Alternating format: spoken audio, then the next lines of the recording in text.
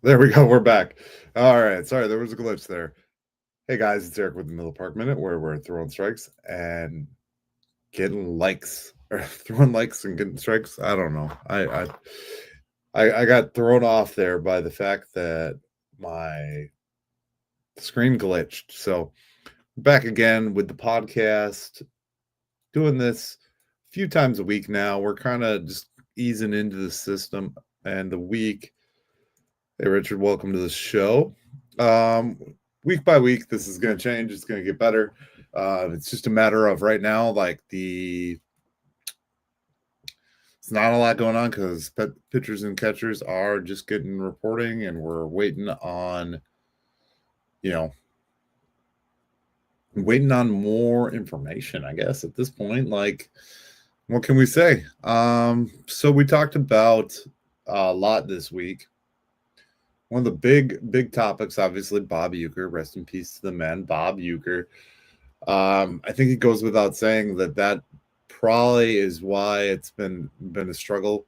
But we also celebrated and got to celebrate the brief career of CC Sabathia and his importance to the Milwaukee Brewers and breaking the long tenure of Brewers playoff droughts.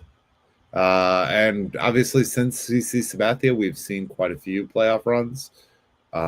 6 of the last 7 years have been playoff runs. So it's good to celebrate, be able to celebrate with CC, and CC's acknowledging Milwaukee, which is a huge part of this. If you haven't already, guys, go over to the podcast platforms, subscribe, follow us. We are here every week. We're gonna be here more days coming forward. We're gonna record some episodes. We're also gonna be back on Brewers Fanatic. I just haven't got an opportunity to put up a recording there. Coming at you, talking Brew Crew. One of the other big topics I talked about is, now we're seeing all these fan fests happen, and the Brewers kind of said poo-poo to the fan fest and sent it by the wayside.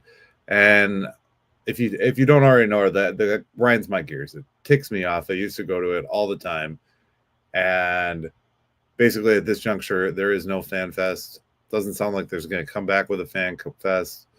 There's no rumblings of a fan fest, so it ticks me off. That was, I believe, the last episode. I personally am just beyond irritated that we're at a point where the Brewers aren't doing anything, and it's frustrating to me to watch, because it's like, what do we have? Where is our excitement as Brewers fans? And we're at a standstill. I mean, trade rumors got nothing. We've got our articles. Everybody's writing an article about who they think we should get. And we talked about a few of those this week too. One of the big things that I saw was, a lot of people are suggesting like a Bregman or something like that for a third base option. And at this juncture, like, it doesn't feel like anything's going to happen. I'm just sitting here, in my pessimistic fan mode, not super jacked.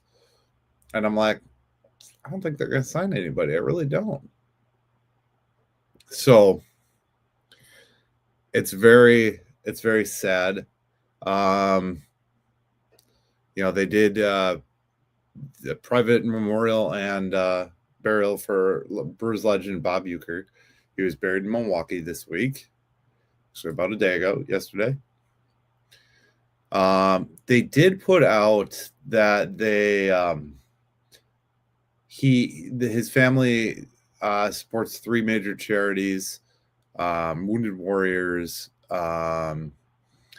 the Frederick Cancer Research Center, and then the ALS Association. So if you feel inclined, you can donate to those causes on behalf of Bob Uecker. So I thought that was kind of a cool message. The things he cared about, obviously cancer research, being he went through cancer multiple times. But The big thing I saw, and I don't know where the article is. I'd love to point you to it.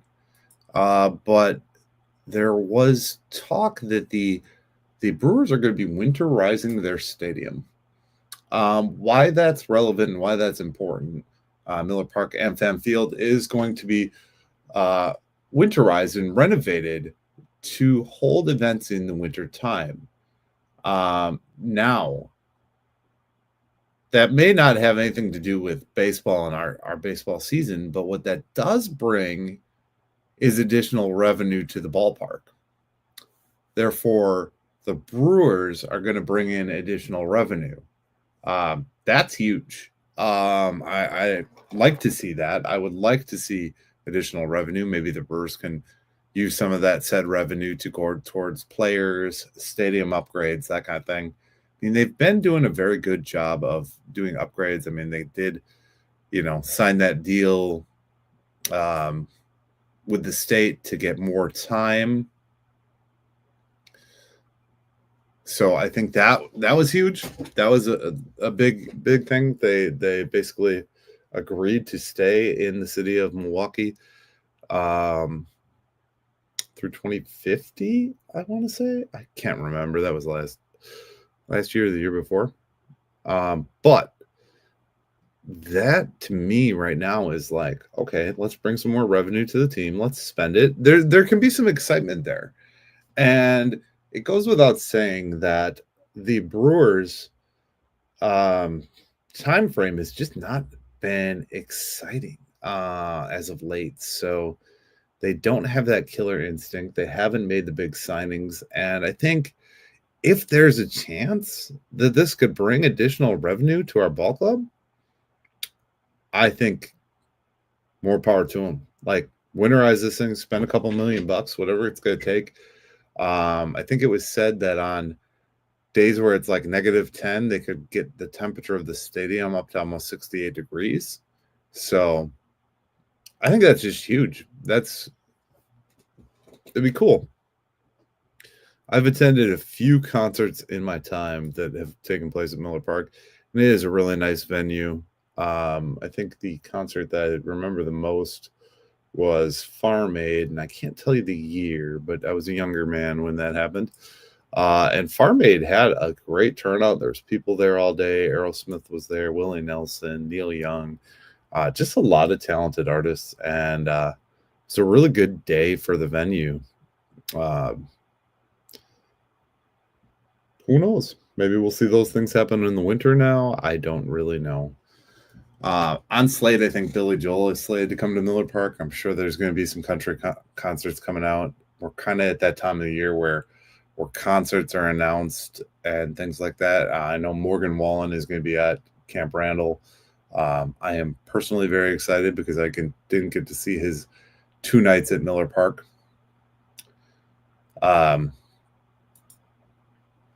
And I was scrolling this week, and I constantly scroll, and I noticed the pictures of Bob Uecker, the Bob Uecker statue, and all its glory, getting its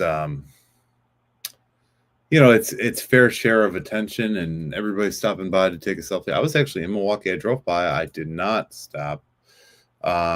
Just with everything going on, I was busy. It was cold, and I kind of didn't want to see it as a mess. I wanted to see it more as a whole piece. So if you haven't already, guys, go over and follow me on Twitter. I like to share things over there at Miller Park Minute, at Miller Minute on Twitter or X. There were some cool photos of the Jeff Sobrillo followed me. That was weird. But there were some cool photos of the fan camp. As you guys know, January, they always hold the annual fantasy camp. You get to see all the old players, Rock, JJ, there's just all kinds of fun there. Tim Dillard's down there. So, and you get to interact and play games with them. And I mean, at some point when I'm an old retired man, that might be something I do. I I don't know. And in the week for content wise, we didn't really have a lot. Like the boys of Barrel Banter did a special edition euchre with Kurt Hogue. I thought that was a great episode. If you haven't got a chance, go over and check out the boys of Barrel Banter. They do a great job. Peter and David, I constantly have them on my show and constantly enjoy chit-chatting with those fellas. They'll probably be back on real soon. Then we celebrated Jerry King's birthday on the 24th, so yesterday. Let's see here. Brewers did have some guys land in Baseball America's top 50. Caro, who we've talked about multiple times, he's coming up. Mizorowski and Cooper Pratt and Jesus Made or Made. Looks like Jesus Made, but that is not the appropriate pronunciation. So I believe it's Jesus Made. I think I called him Jesus Made when I first brought it up. But he's up in the top tier, number 17. He's a shortstop. So we have, and I think I talked when I talked about prospects and when I talked about what was in the system and our top guys, we have a slew of shortstops in the system. So it's just a matter of where these guys fall when they come down to the club, you know. And same with Jefferson Carroll. I think that's a matter of playing him at the right time because it doesn't look like we're going to end up long-term extending William Contreras. So I think that, I don't know, I think that it's good that we were able to keep him in the fold and maybe not burn him too quickly. Just like Mizorowski, we've got a slew of young pitchers right now. Let him work his way up. Let these guys work their way up. Not everybody is a Jackson Churio. Jackson Churio is his own special, unique baseball player. And there's some talk this week of possibly Jackson having a 30-30 season. There's actually an article here. Hi, Jessica. Love you. But the big thing is with Jackson Churio, 2020 is cool. 30-30 is cooler. Is Jackson Churio about to join? He went 20 for 20 as a 30-year-old.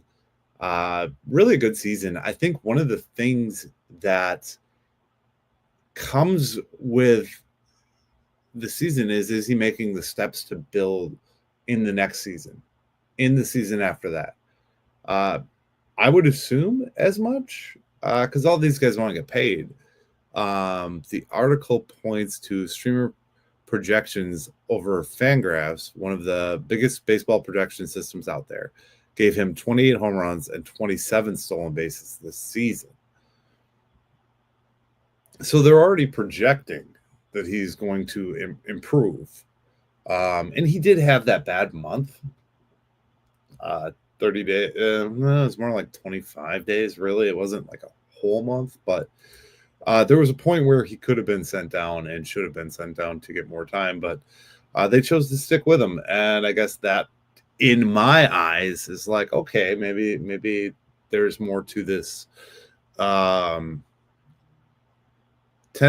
He's one of 10 major league players projected to hit at least 25-25 this season, which puts him in the same group as power and speed stars as Shohei Ohtani, Bobby Witt, Jose Ramirez, Julio Rodriguez, Chaz Chisholm. Oh my God. Jazz Chisholm. Luis Robert, Jackson Churio, Ellie, De La Cruz, Corbin Carroll. These guys are all projected. Ohtani is projected to get 43-34. Bobby Witt, 31-36.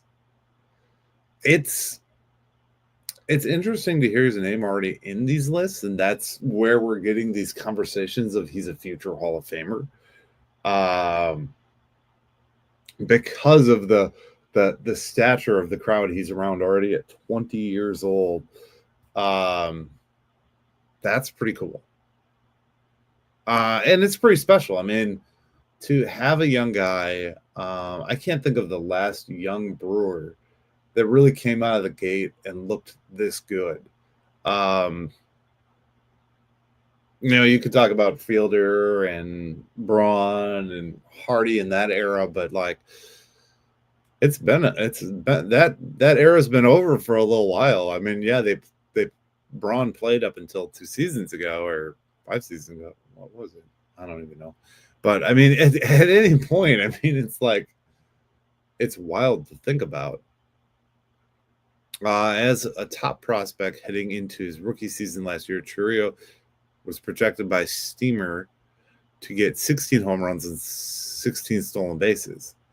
In reality, he had 21 home runs and 22 stolen bases, exceeding both halves of his power and speed projections. So does he have a good chance to do it again? Yes, of course he does. Could he be better? Yeah. Say Jackson Chourio gets even better in year 2 and goes 30-30. He's just the third player in MLB history with a 30-30 season at age 21 or younger. Acuna, Trout are the other 2 players. That's a pretty cool club to join. I mean, if we can see these things, guys, this is going to be really fun to be a Brewers fan. If we can see this with this young player. Now, is the team around him going to be good? Well, that depends. Is Christian Yelich going to come back and be superstar Christian Yelich? We saw shades for most of last season of MVP Christian Yelich. So I don't think Yelich is going to let us down. I think he's going to do his work and get back from this back surgery. We do have a pretty solid rotation and a lot of guys there. The other pieces are, you've got the other young guys around him, Bryce. You've got Sal and Mitchell, all of which have already garnered a lot of talent. Mitchell yet to have a full season, so he's got to be on an upswing. You've got a young Joey Ortiz, who we sometimes forget to mention. I do, anyways. And I think there is a lot of opportunity there for him.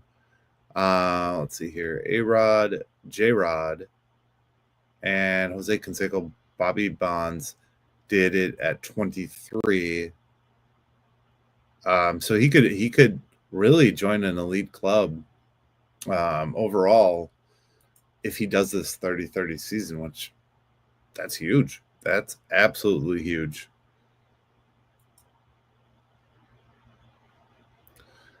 So as always, I like to go through these articles and the ones that include the whole league, because sometimes there's just not enough content written about the Brewers. So this one is off of MLB.com, and it's each division's most bitter rival entering into 2025. Well, we already knew the answer before we scrolled down. It's the Cubs. It's always been the Cubs. So Milwaukee won 8-5 last year, splitting the season with a victory. 8-5. You want to turn up the temperature, already boiling divisional and geographical rivalry.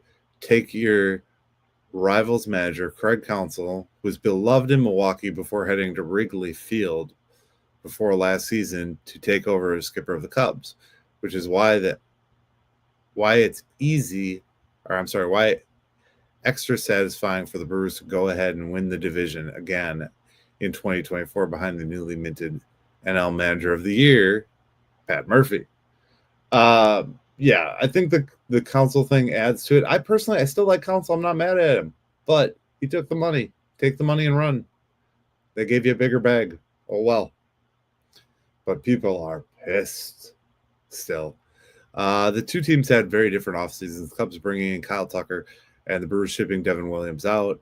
But we got Nestor Cortez in that deal. So, but if the Brewers weren't going to let trading Corbin Burns stop them from beating the Cubs again, they certainly are not going to be daunted by trading their closer. And we've shown this again and again. We've traded off key pieces and had the next one waiting in the wings. Trading off Devin Williams, we've got Trevor McGill. We can manufacture another one. Uribe is still in the system. So I don't think there's nothing that says to me that the Cubs have gotten 100 times better than the Brewers. I mean, unless you can think of it, Kyle Tucker's great. But there's nothing that says they got 100 times better or 20% better or 50% better. It's still the same old team. It's still the Cubs. We've beat them. We've finished above them in the division. How many years now? I just don't see it, guys. I don't. Do the Brewers have any legitimate award candidates? Let's see here. This comes to us from Brew Crew Ball. We know how we love Brew Crew Ball. So the 25 season is right around the corner. And they go right into MVP. They say William Contreras has gradually transformed himself into a perennial MVP candidate, finishing 11th in the NL MVP race in 2023 and 5th in 2024. What does that say, guys? We are getting closer to a Yelich.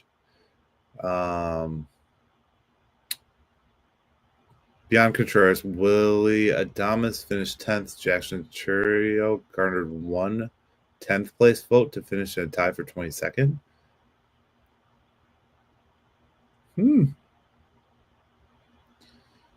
As it stands right now, FanDuel Sports has Jackson Chourio's odds at plus 3,000. Bet of $100 to win 3,000. Seems decent odds. If you're a betting person, I'm not, but Cy Young, unless Freddie Peralta pitches like an ace, something Matt discussed in an earlier article this week, the Brewers don't have a clear Cy Young candidate. Peralta is eaten through innings to high pitch counts, lots of walks. Seriously considered the last. Brandon Woodruff could be a candidate, but returning from injury kept him sidelined. Yeah. They're saying Nestor Cortez and Tobias Myers could be in the conversations Rookie of the Year. After Jackson Chourio placed 3rd in 2024, the Brewers don't have a clear candidate heading into 2025. All the top prospects likely this season in the minors, with Tyler Black and Carlos Rodriguez, the lone candidates with MLB experience. Jacob Mizorowski, Craig Yoho, Caleb Durbin, Logan Henderson are all knocking on the door, though Mizorowski may be the only among of those 6 that have what it takes to win Rookie of the Year.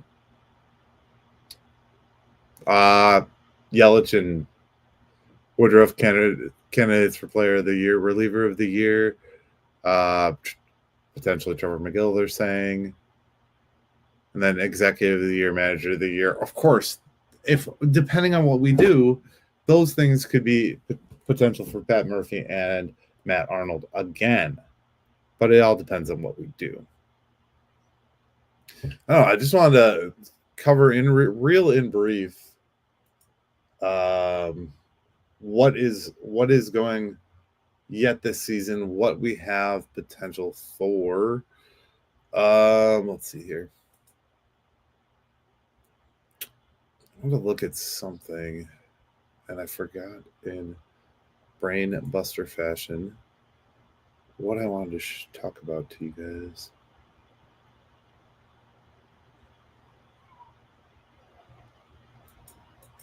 I now misplaced the article. I apologize. Oh, I know exactly what we're going to talk about. Never mind. So with this week marking the kind of the final week in the January January schedule. We're actually going to be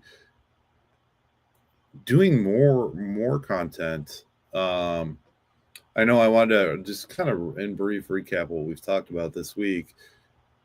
I did a little of that at the beginning of the episode, but each week I feel like we're going to revisit things and talk about the things that I said and or missed in the weekly recap episode. So there was a couple moments where I misquote things and things like that. And going forward, we're going to hold this podcast to accountability.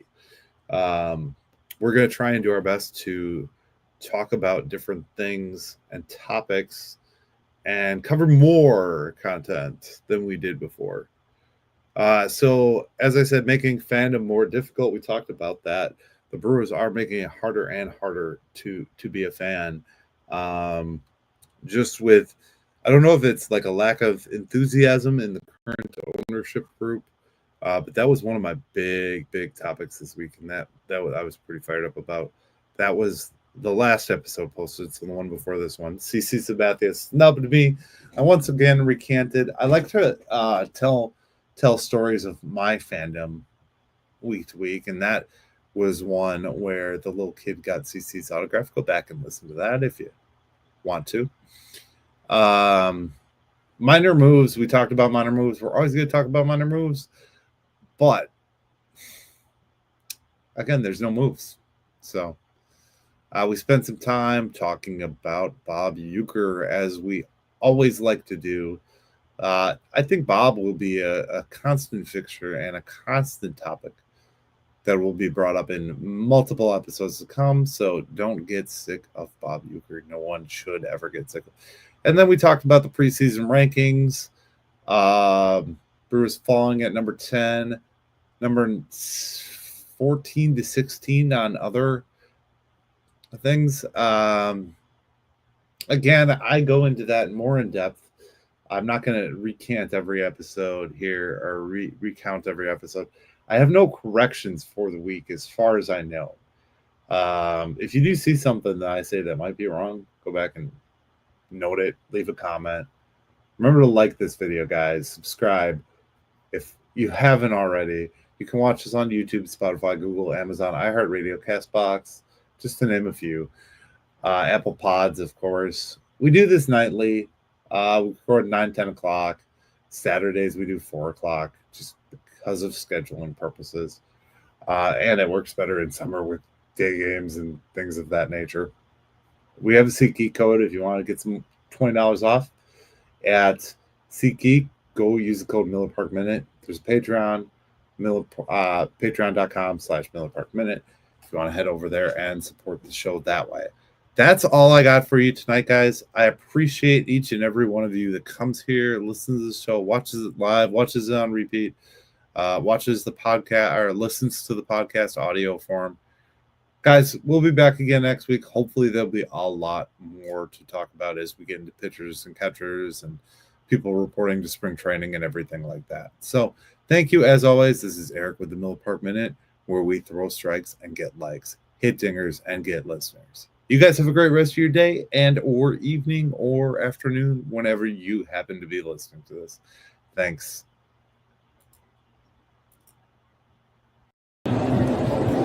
Thank you for watching the Miller Park Minute. Go Brewers!